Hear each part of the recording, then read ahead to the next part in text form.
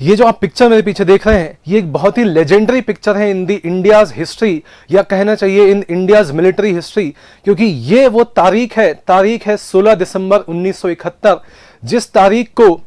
Lieutenant general Pakistan army की तरफ से ए नियाजी साइन कर रहे हैं इंस्ट्रूमेंट ऑफ सरेंडर, किसके सामने? Lieutenant general Jagjit Singh of Indian army. अब किस्से की शुरुआत होती है 3 दिसंबर 1971 को, जब पाकिस्तान की एयरफोर्स ऑपरेशन चंगेज खान चला के भारत के फॉरवर्ड एयर बेसिस और एयरफील्ड्स के ऊपर अटैक करती है,